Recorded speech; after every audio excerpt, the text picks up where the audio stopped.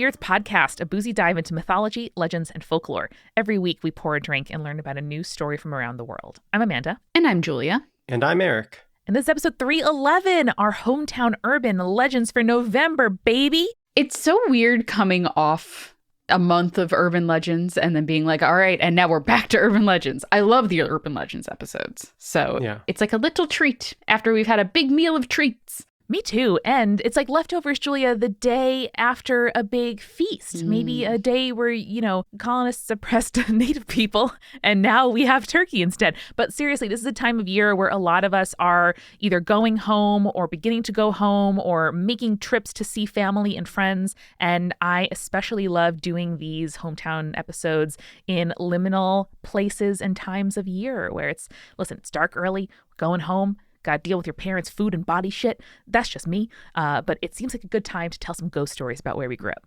Speaking of returning home and experiencing your childhood town, usually through a different lens, I have an email from Eva titled Yet Another Creepy Childhood Haunting. Yay! Yet another creepy childhood haunting has kind of become the premise of Hometown Urban Legends episodes, I feel like. We got another one. Yeah. But guys, it's so good. And may I say, too, if you are traveling to your childhood home this weekend, I sure would love a photo of the creepiest thing in your childhood bedroom. My parents no longer have a time capsule of the room I grew up in, but I would love to see yours. So just tag us at Spirits Podcast. Yeah. I also want to point out that Eva, in describing how to pronounce her name, said, like in Wall-E, Eva. That's a good one. All right. So she writes, Hi, Julia, Amanda, and Eric. Firstly, love the podcast. I've been listening for quite a while, and I love the Hometown Urban Legends episodes. I've been wanting to share this story for a long time, and I finally come up with a semi-cohesive, quote-unquote, plot line. So I'll start with my dad.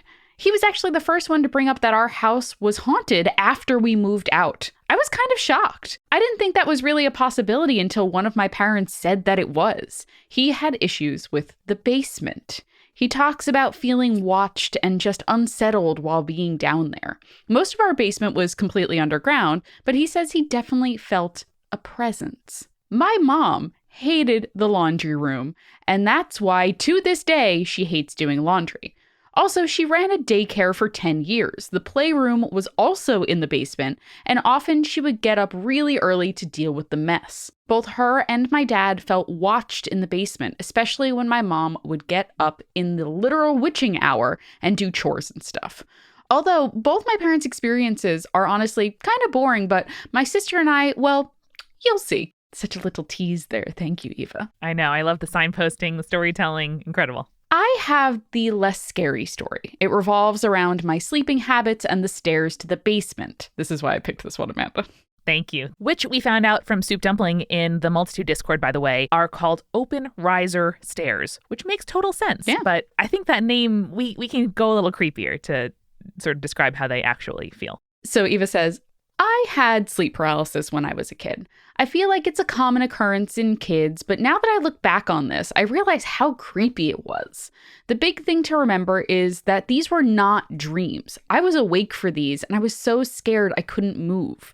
Almost every night, I lay in bed trying to sleep, but then heard footsteps, loud footsteps, walking up the stairs to my bedroom. They stopped right outside my door, and then I heard them turn around and go all the way back down to, you guessed it, the laundry room. As a side note, I was deathly afraid of the basement stairs. I would run up them when I was a kid because I was so scared of what might be following me. As I got older, it stopped, but thinking about it still freaks me out. Do you think part of the reason that, stairs are so creepy is because they're also, tight corridors? There's something about stairs that, hallways are also creepy in a lot of instances. But I feel like the fact that stairs, you have to, climb up them and you're contained. I feel like when I'm on a staircase that is open, I never have any fright there. If it's in it's a thin hallway, you're like, it's behind me because you know that's where it has to be. I think also part of it too is the vulnerability we have when we're on stairs. Because, you do one trip and you're falling down them. You make one false move and you're in a lot of pain, Yeah. There's only one way to negotiate stairs that don't end in complete disaster, and it's use them and don't fall. And whether it's an open staircase, then my fear is going over a railing. If it's a closed staircase, I hear your point, Eric. It's very claustrophobic. Yeah. There's only one entrance in and out. At least in a hallway, like the fear is sort of stuff coming from behind the doors. But if you're being chased down a hallway and nightmares are in your imagination, at least you can like duck into a room at any given time. Yeah. But the stairs are really like, that is the only sort of purpose-built, like one way in, one way out, no other options space that I feel like we negotiate really regularly. Yeah, that's true. So stairs, creepy. Indeed. But also cool. It's great to get up a level. It really does kind of, at least in my mind, activate that part of my brain that, like my monkey hindbrain, where it's like, gotta be up high, gotta be tall. You know what I mean? Yes. I'm short. I love being tall in other scenarios, standing on counters, sitting on counters, climbing trees, all about that life. Exactly. Like a goat. I want to be perched on the highest place. Exactly, Amanda. Exactly. So Eva continues, my sister, on the other hand, well, she had an imaginary friend. Yes, you read that right. Honestly, it was more like an imaginary bully. Oh. She called him the orangey guy. Oh. I know this guy. Yeah. I know a bully that's an orangey guy. Mm-hmm. He, quote unquote, tormented her in her dreams, during the day, in her thoughts, all the time. Wait, is the orangey guy anxiety? I mean, maybe. I don't know. She had nightmares of running from him but never getting away, and he became so disruptive to her day that she would have full-on meltdowns because of his antics. I don't remember much else since I didn't experience him, but I do remember something my sister told me about him when we were kids. His favorite room is the laundry room. Oh. It still really freaks me out. My family's theory is that a previous owner died in the house and was left alone by their spouse after the spouse moved out. The spirit then grew resentful and angry and wanted to push us out of their safe spot, which was the laundry room. Mm-hmm. I think after a while it got used to us and left us alone a bit, but the first 5 years of living there, we know the spirit was definitely miffed that we had moved in. Anyways, that's my story. I know it's not much, but I figured you all would enjoy it. Keep up the awesome work. Stay creepy, stay cool. Eva. I have a theory. Hit me with it. About why the orange guy liked the laundry room. Okay, what is that? Oh. Here it is. Cheetos. He's a big Cheeto eater. He's turned orange, but then he's got the Cheeto-y fingers. He puts it on his clothes. Now he's got to wash his clothes constantly. Interesting. Oh no!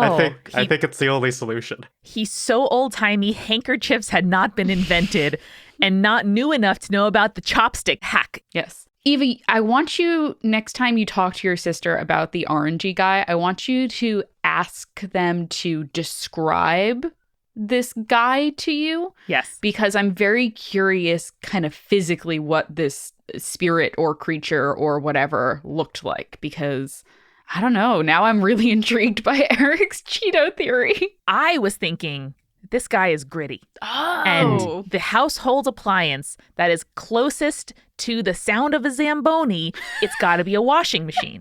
And that is what really makes Gritty feel at home. Maybe it's an unfinished basement. Maybe it's kind of wet. Maybe there's stinky clothes in there like a hockey locker room. And that is where Gritty feels most at home. Amanda, you're coming off of a vacation. You're coming in hot today, and I really appreciate it. I was going to say, rarely do you dive into the depths of stupidity that I often bring. But every so often, you just come up with just a theory that's like, that's something. That's definitely something. Yeah, we're recording this a couple weeks after my wedding, where I took probably about 7 days off without checking my email for the first time in 5 years.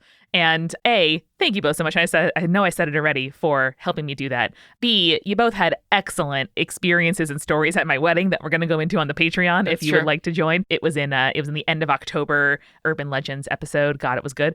And finally, turns out rest and vacation, good. Whoa. Gives you ideas and energy and thought. And so if this is what I'm bringing after a vacation, either never let me vacation again or let's plan on this again next year, because good God, I feel animated and ready to go. Hell yeah, dog. I actually have, Julia, a story that's as characterized by blue as yours is by orange. Do you want to hear it? Ooh, yes, please. This comes in from Michaela, she, they, who writes in about haunted candles. Ooh, okay.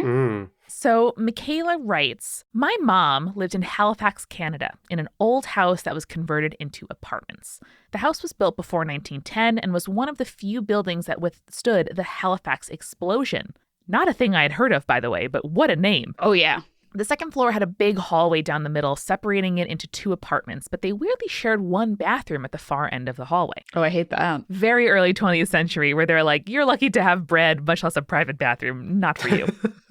A nightmare. The layout was really strange because it was clearly never meant to be more than a single family home. The apartment my mom lived in opened into the kitchen living room, and the bedroom was off to the side. As my mom does, she washed the floors and cleaned up, unpacked her things, and settled in. When I moved to my first 2 apartments, by the way, my mom and grandma came over and were like, nice apartment, enjoy moving. I'm going to clean the floors. And I was like, excuse me? But whatever reason, I have also inherited it. And the first thing I do in a new apartment is like, hands and knees, less oil, scrub those floors. Wow. Dang. So the floor washing is important because a few days after moving in, my mom noticed light blue wax on the floor leading from the hallway door into the middle of the kitchen that she thought, weirdly, she must have missed while cleaning. She's pretty meticulous, but it was light blue and could have been easily missed, she guessed.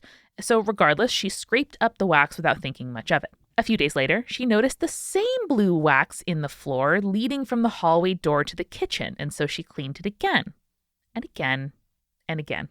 I don't like that it's like a specific material every time. Like, if it's mud, sure. Like, people get mud on their shoes, even ghosts. But what is this wax? I know. Dust, plaster from the ceiling. That I totally get. Leaves coming in from a window. No, this is a light blue wax. What is that?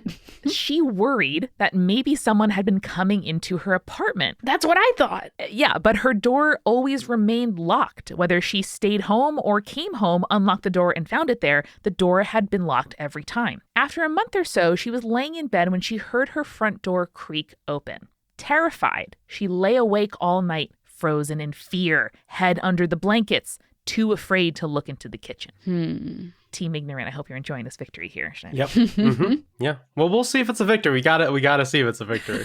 That's fair. We're in the not fucking around stage.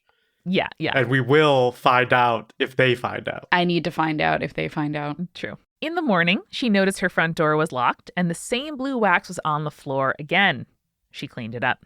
A few days after this incident, it happened again. She heard the front door open from her bedroom, but this time she could see the warm light coming in from the hallway.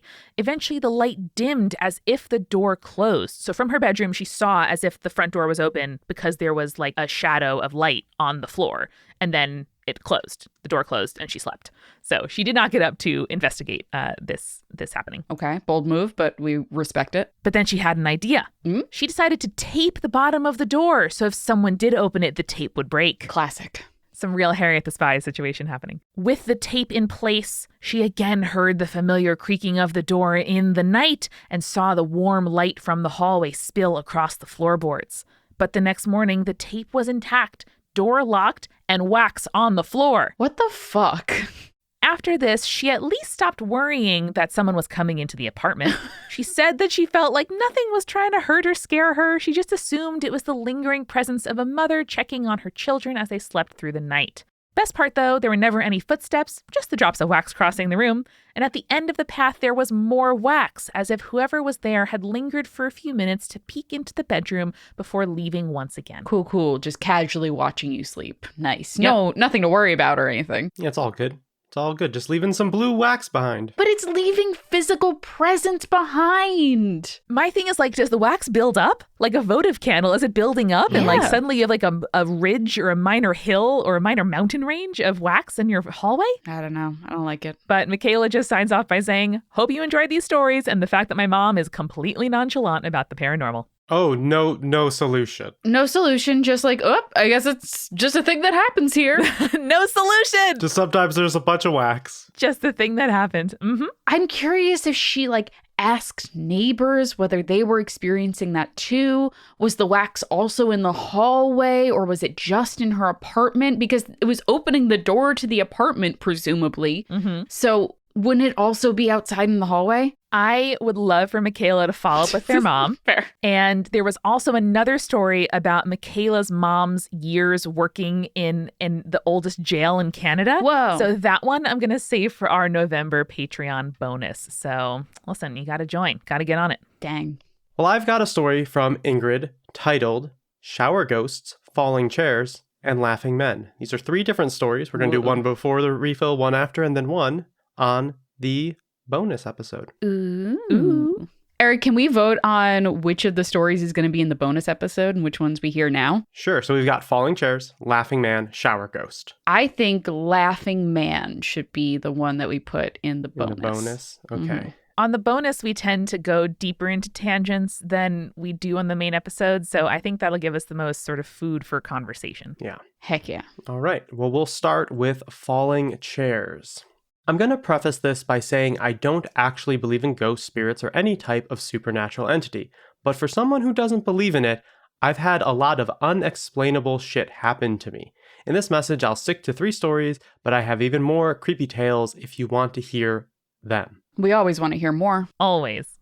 Although I spend my summers and most Christmases at a 200-year-old cottage in the Swedish countryside. Whoa. And even though on my side of the family, we used to own an old castle from the 1500s. Excuse me? Excuse me? Yeah, just, owning an old castle. Casually owning an old castle from the 1500s. Do you need new owners? We're only 6,200 patrons away from buying a castle in Ireland. So just reminding you that goal's there. Get on it. It's always there.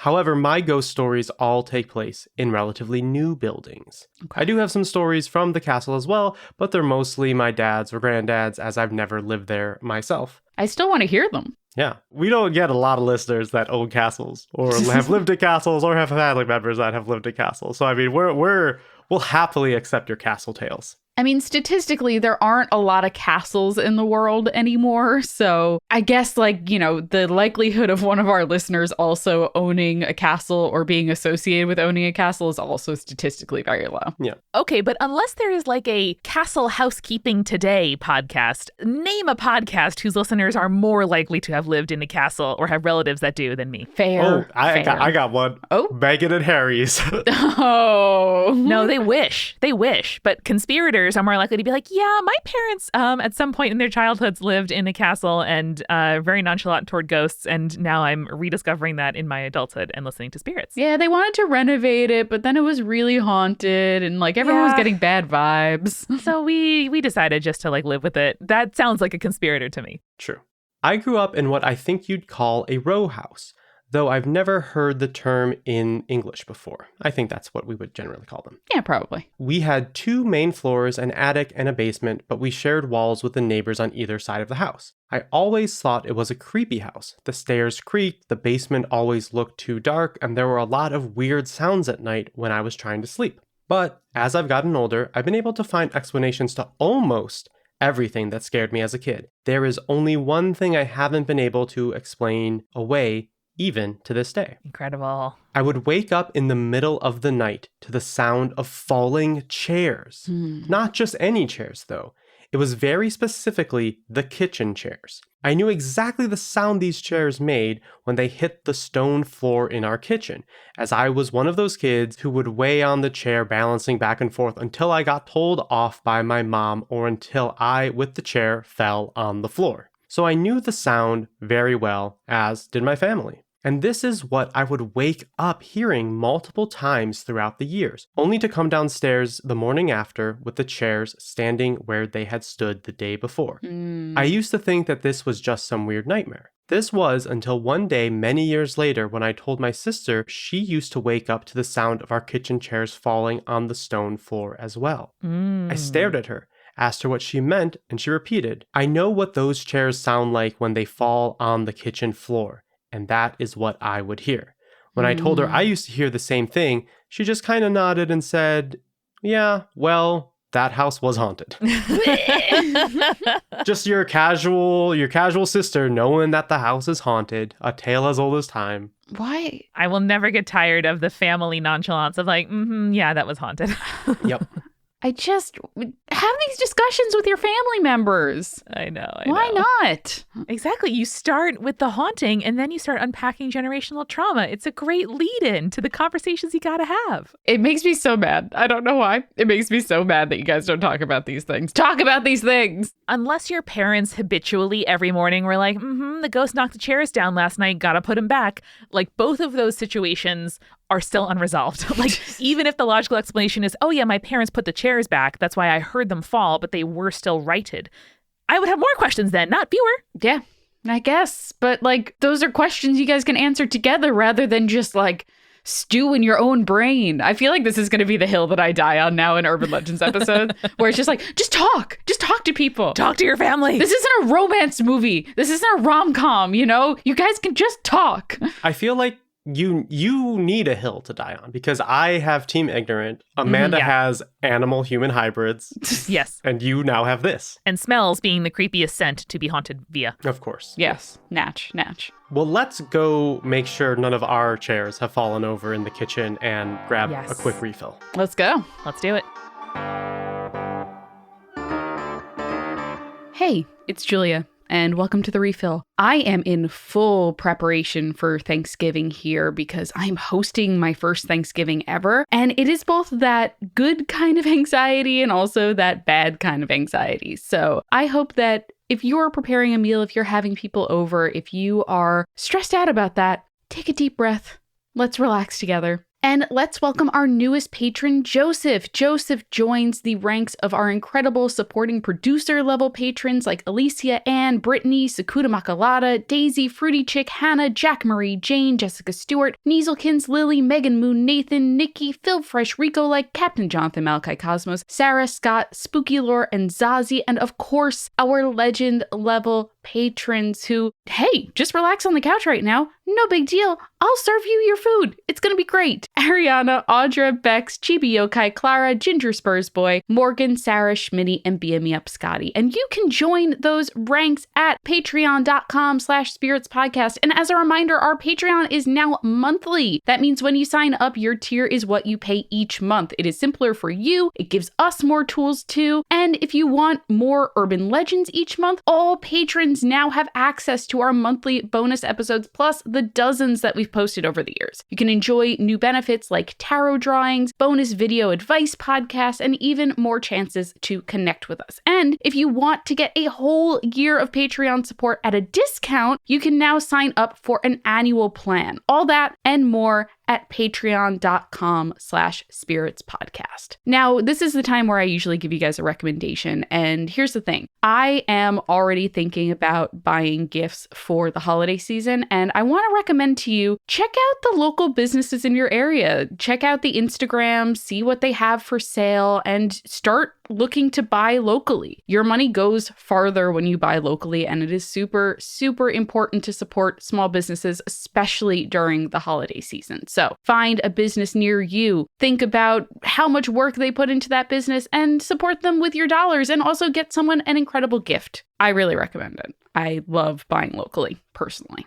I also want to recommend a new show here on the Multitude Network. I know we are constantly putting out new shows, but this one is one that I am super, super excited for. Pale Blue Pod is an astronomy podcast for people who are overwhelmed by the universe, but also want to be its friend. Guest of the show, lovely person and incredibly smart person, astrophysicist Dr. Moya McTeer, and comedian Corinne Caputo demystify space one topic at a time with open eyes, open arms, and open mouths, from so much laughing and jaw-dropping. By the end of each episode, the cosmos will feel a little bit less, too scary, and a lot more, so cool. They have new episodes every Monday wherever you get your podcasts. Check it out.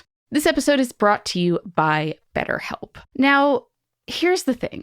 It is going to be a stressful time probably in your life going into the holidays. I don't know how on top of the ball you are, but I know the holidays are always really stressful for me. And I really do wish that life kind of came with a user manual, you know? There's no real answer to how to get things done and survive the holidays, but I feel like talking to a therapist is the closest I ever get to a user manual for my life. And therapists are trained to help you figure out the cause of challenging emotions and learn productive coping skills, which makes therapy the closest thing to that guided tour of the very cool engine that is your brain. And as the world's largest therapy service, BetterHelp has matched 3 million people with professionally licensed and vetted therapists available 100% online. Plus, it's affordable. Just fill out a brief questionnaire to match with a therapist. If things aren't clicking, you can easily switch to a new therapist anytime. It couldn't be simpler. No waiting rooms, no traffic, no endless searching for the right therapist. Learn more and save 10% off your first month at betterhelp.com/spirits. That's betterhelp.com/spirits. And since it is the holiday season now, starting with Thanksgiving here in the US, I have a fact to share with you. The holidays can create even more waste than usual. Each year, Americans throw out 25% more trash from Thanksgiving to New Year's. But what if we told you there was a way to get your holiday shopping done without the guilty feeling over waste that typically comes with it? I want to recommend to you Blueland. Blueland is on a mission to eliminate single-use plastics by reinventing cleaning essentials to be better for you and for the planet. And this holiday season, Blueland is having its best sale of the year, so you can save and shop sustainably for your friends, family, and even yourself. It's a super simple idea. You grab one of their beautiful forever bottles. Really, they are beautiful. You fill it with warm water, you drop in a tablet, you get cleaning. Refills start at only $2.25, and you don't have to keep buying new plastic bottles every time you run out. You can even set up a subscription so you never run out of the products that you use the most, and you save even more when you buy in bulk. I would recommend trying their Clean Essentials Kit. I am going to use it a lot this holiday season. I can tell already. It has everything you need to get started. It has their signature scents like Iris Agave, that's my personal favorite, fresh lemon, eucalyptus mint. Plus, for a limited time, Blueland's hand soap is getting even more festive with a beautiful chocolate box-inspired gift set with cozy scents like evergreen, winterberry, and peppermint. So take advantage of their best sale of the year. Go to blueland.com/spirits. You won't want to miss this. blueland.com/spirits. That's blueland.com/spirits.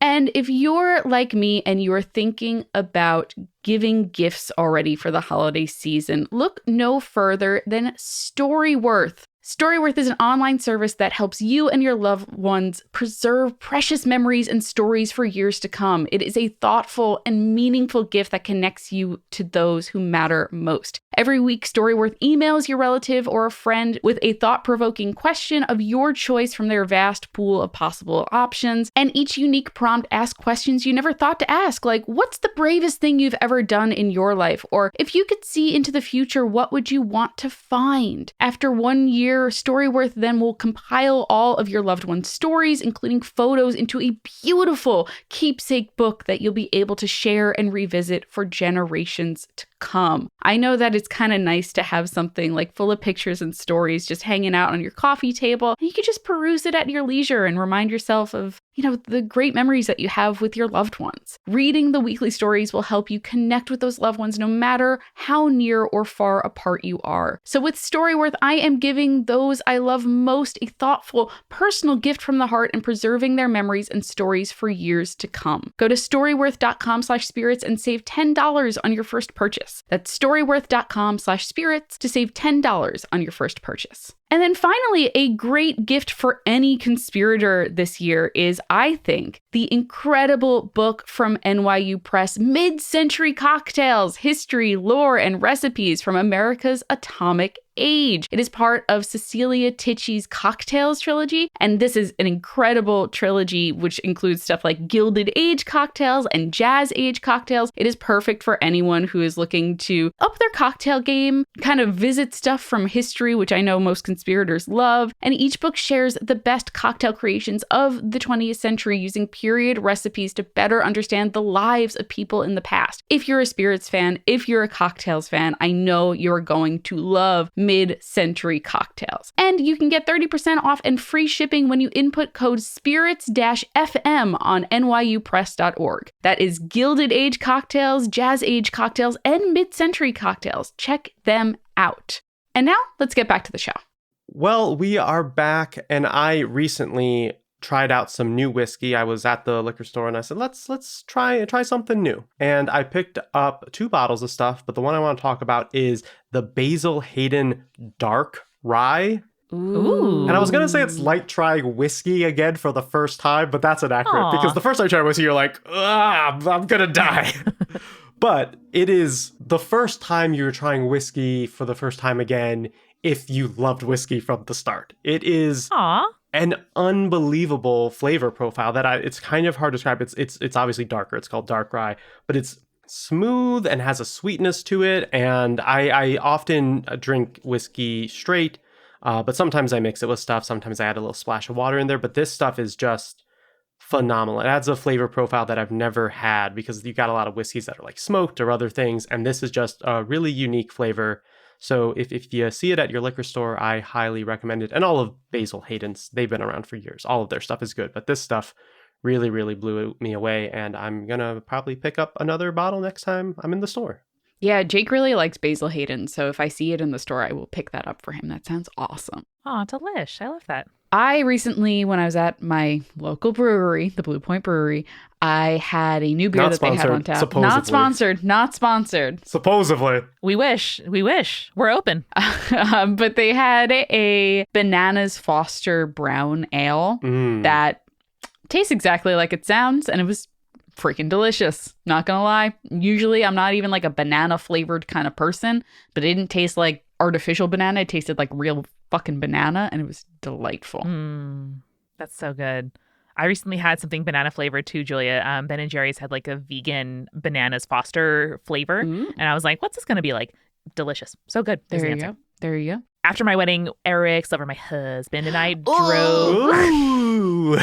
Dropping the husband card. We see how it is. I know. I got to do it. We drove upstate, we went to the Adirondacks, and then we went over into Burlington, Vermont, which is one of our favorite cities to spend time. And for the first time, spent the night in a hotel there. Normally it's like a day trip from where my grandma lives, but instead we were like, no, let's like go to a couple breweries, see a place. We went to a great barcade called the Archives. Their machines were so beautiful. The cocktails were so good. But for me, my favorite place that we visited was the tap room of Zero Gravity Brewing, which I have drank their beers for a long time, never visited. It was such a fun place to hang out. We had cauliflower wings, like, cauliflower, it was Yum. so good, my God. But the beer I enjoy the most is the Black Cat Porter, which really is like such a drinkable porter. Sometimes those kinds of beers are very heavy. You want to have like, a 6-ounce pour or a 10-ounce pour. But this one was so drinkable, so nice. I had a pint and that was like the perfect amount. And it really also got like even more malty and chocolatey flavors as it warmed up,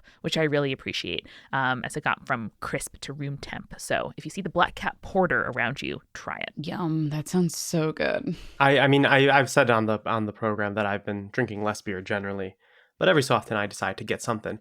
Man, climate change, it's messing up when to switch to what beers because you're like, it's time for a stout. And then it's like, it's not. 75 degrees, time to do some yard work you weren't expecting because you can. It's like, damn it. Yep. Damn, let me have my stout. Let me be chilly. I think in like a week, we've got our last warm day coming up and then it's stout time. Yeah. I actually woke up this morning and I was like, not taking the air conditioners out until Thanksgiving now, because there's always those couple weeks in late September, early October where you think it's time, but it's not time. We had our windows open the last 2 days. It is currently 69 degrees. Well, let's get back to Ingrid's story. We're going to read story number 3. Story number 2, The Laughing Man, will be on the November bonus episode, but this is The Shower Ghost. Yeah. Yay. Nothing more vulnerable when you're naked in the shower. Oh, yeah. Oh, my God. Have you guys ever had to like run naked out of the bathroom and grab a towel? Imagine if you had to do that up or down a set of stairs. That'd be the worst case scenario. While a ghost chased you. Yeah. We've added a lot of details. But yes, that would all be very bad. I'm tying it together, Eric. I know you are. It's very good. So Ingrid writes, my third and final story happened in my mom's apartment. And to tell this, I need to explain the floor plan a bit. A lot of floor plan explanations in this episode. Floor plans are important. You got to visualize. You do. Our listeners have done a very good job of only describing floor plans when they're necessary. Yes. And when they have to describe it, they do a good job. So like we're all doing great here. Yeah.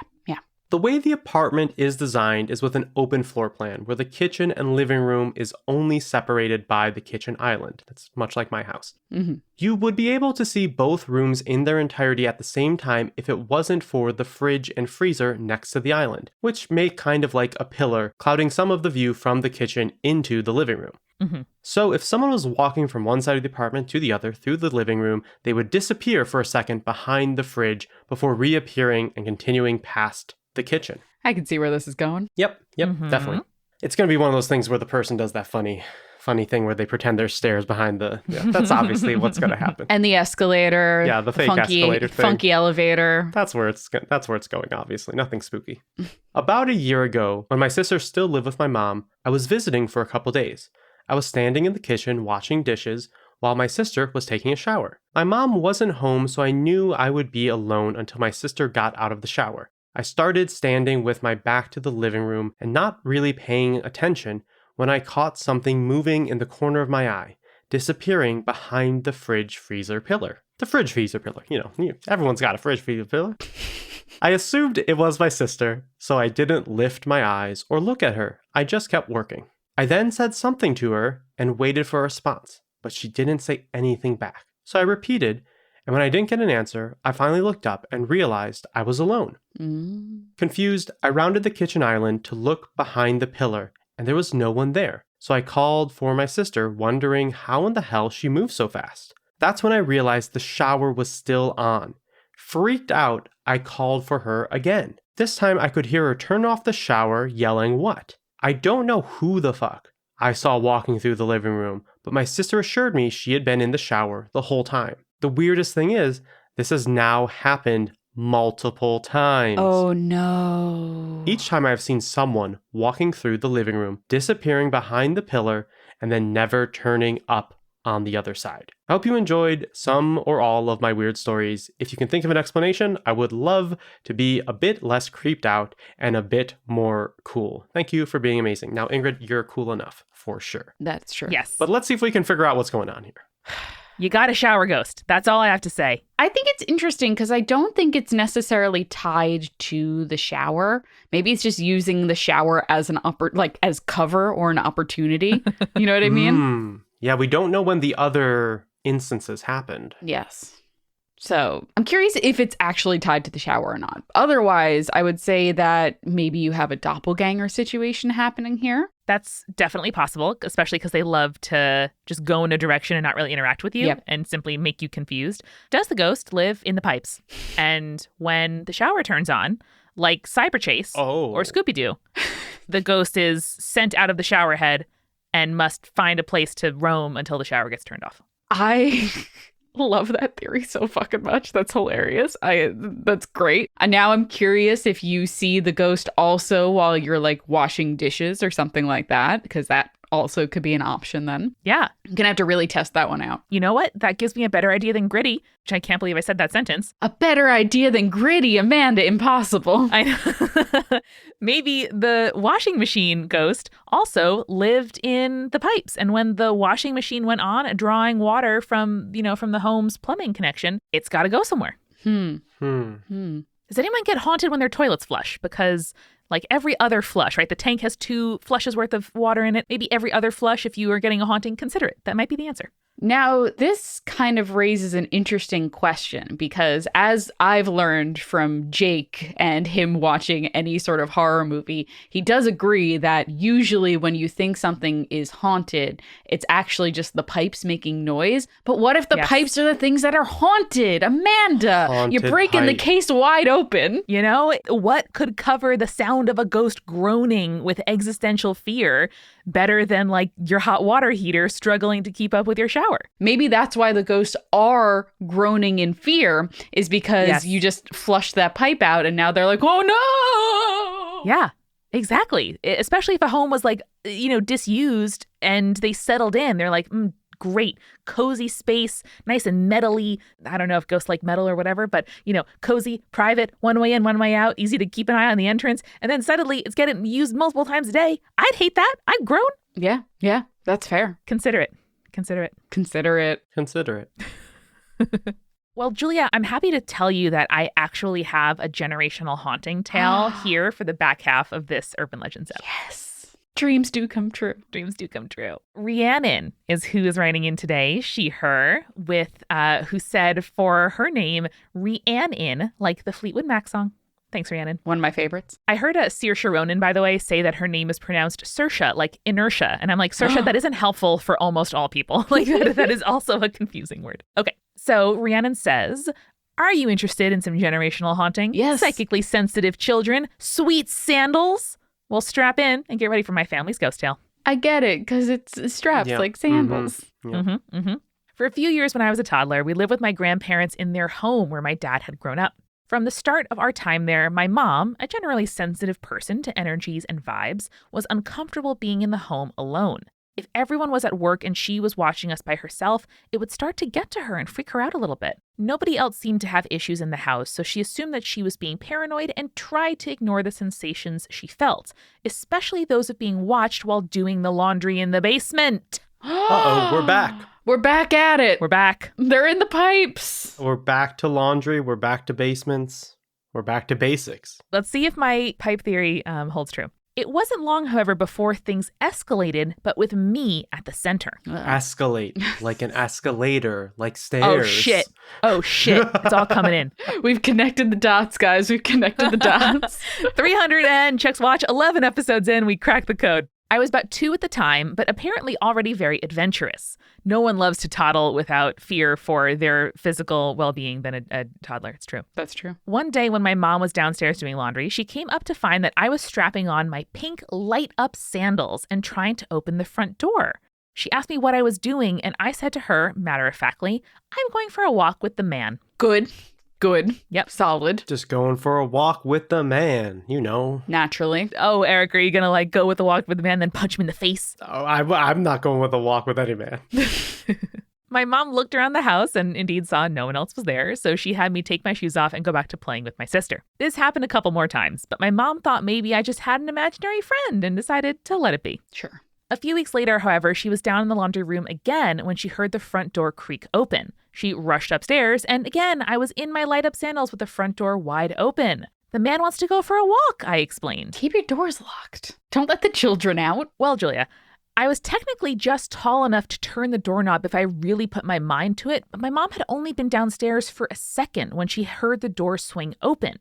After investigating again and finding no one there, she shut the door and sent me on my way. The next time, though, she learned and locked the front door, taking the key with her next time she had to go into the basement. When she heard the door creak open yet again, she almost had a panic attack. Yeah, I would too. No. I was there, shoes on, door and deadbolt wide open. There was no extra key, and I was definitely not tall enough to reach the top lock. So my mom didn't even ask what I was doing. She just grabbed me and my sister, went to the neighbor's house, and begged the lady who lived there to come stay with us until my dad or grandparents came home from work. Maybe your mom just fucked up locking the door. I don't want to accuse your mom of being unable to lock a door properly, but first off, the fact that it locks from the inside like that, where you have a key to lock it, that's wild. I was thinking that too, Julia, but I do think that especially if there's a deadbolt, it's really clear it's not like you can sort of turn the key in the lock, think it locked, and then it actually didn't. Like a deadbolt, you can really see it either slide home or not. Yeah. So I would also be freaked out in the situation. Interesting. So at this point, my mom was done with pretending she was imagining it all.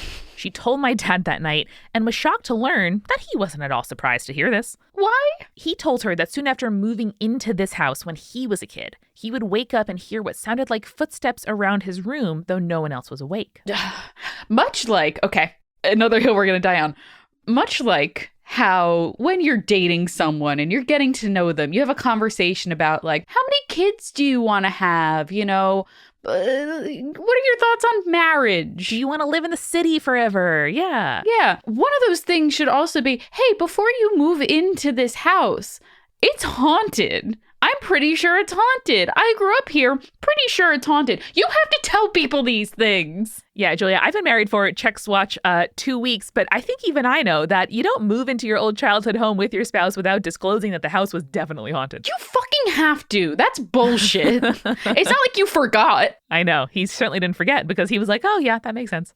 So Rhiannon continues, The sounds when my dad was a kid came way more frequently as time went on, and one night he looked to the foot of his bed and saw his recently deceased grandfather standing there smiling at him. Oh, File for divorce. I'm so mad. Thinking that he was dreaming or having a sleep paralysis situation, Dad closed his eyes and went back to bed, but began noticing shadows and other signs of movement in empty rooms of the house from that night on. You're allowed to be team ignorant, but when your ignorance starts impacting the other people in your lives, unacceptable. I am feisty today. I'm mad. Good. I think I summoned it by mentioning Gritty, but I'm here for it. Gritty will do that every time. Over time, my dad began to wonder if maybe what he saw was real, but what really cemented it for him was when his cousin came for a sleepover and the next morning said, "Oh, did you see Grandpa last night? I think I saw him walking around the house." Julia's mad. Communication is key to keeping a relationship together, and I just feel like your husband failed you here, and I'm sorry. I'm sorry he did this to you. Well, Julia, there is a conclusion and a denouement to the story, so we'll get there now. Great. Just to conclude the childhood experience, Rhiannon's dad's cousin had never been told. Like, this was like she independently came up with this idea, so the kids kept quiet about the sightings, she says, and eventually the activity quieted down until me. So with this new manifestation, when I was a baby, my dad finally confessed to my grandma that he had seen her father way back then when he was a kid and thought I was seeing him now as well. Grandma didn't want to believe it, so later she asked me alone who the man was. I described an older man wearing a short-sleeve button-up shirt, loose pants, and flip-flops. That was the same outfit my dad remembered seeing his grandpa in, so they immediately took me down to the family room and asked if any of the people in the many family photos in the room reminded me of the man. I immediately pointed to the picture of my great-grandfather, even though in the picture he was younger than I described and was wearing a full suit, not the linen shirt and sandals. Needless to say, my grandma was not pleased about the situation. The next Sunday, she got some holy water from her church and sprinkled it around the house, asking her father to please move on and leave us alone. I have mixed feelings about being like, you know what, Dad? I'm going to sprinkle holy water, a thing that's usually used to, like, banish demons and shit, like unpure things, to get you to leave. I reminded Julia that not everybody has the same hangups around drinking holy water as we did, having grown up in, like, you know, the Conjuring era. So holy water could also just be like, hey, God lives here. Don't come in, I suppose. I guess. It seemed to work because I stopped trying to go for walks with the man after that day. I don't remember any of this, of course. I was too young and only know the story through reports from my parents after I grew up. But I spent my whole childhood with a low-level sense that there was something else living with us in that house. Even when we moved out, I only came by for visits or sleepovers to see my grandma. I was aware that there was some manner of presence in the basement and one of the upstairs rooms, which I later learned had been my dad's childhood bedroom where that first sighting happened. My grandparents no longer live in that house, but I wonder if the man is still watching over us in some way. I'm expecting my first child in February, and I look forward to seeing if they end up meeting my great-grandfather someday too. There are worse things than going for walks with a relative, after all. Well, unless you're going for a walk and the relative, you know, is a ghost and people just see a small child walking on their own through the neighborhood. Yeah, very true. Yeah. But Rhiannon, good luck with your pregnancy. I hope you have a baby as spooky or not spooky as you're prepared to handle. And if they're born on February 28th, you got to give them the middle name Amanda. Sorry, that's just necessary. That's true. That's the law. Amanda has decreed it as law now. Well, Rhiannon, thank you for unintentionally drawing together all the narrative threads of this episode as well. Much appreciated. And conspirators, sound off, please. Tell us your opinions about pipes, water, hauntings, flushings, showers. What do you think it has to do with ghosts? We want to know. Yes, and remember, next time you flush your toilet for the second time, stay creepy. Stay cool. Spirits was created by Amanda McLaughlin, Julia Shafini, and Eric Schneider, with music by Kevin MacLeod and visual design by Allison Wakeman. Keep up with all things creepy and cool by following us at Spirits Podcast on Twitter, Instagram, Facebook, and Tumblr. We also have all of our episode transcripts, guest appearances, and merch on our website, as well as a form to send us in your urban legends and your advice from folklore questions at spiritspodcast.com. join our member community on Patreon, patreon.com/spiritspodcast, for all kinds of behind-the-scenes goodies. Just $1 gets you access to audio extras with so much more, like recipe cards, both alcoholic and non-alcoholic, for every single episode, director's commentaries, real physical gifts, and more. We are a founding member of Multitude, an independent podcast collective and production studio. If you like spirits, you will love the other shows that live on our website at multitude.productions. Above all else, if you liked what you heard today, please text one friend about us. That's the very best way to help keep us growing. Thanks for listening to Spirits. We'll see you next week. Bye.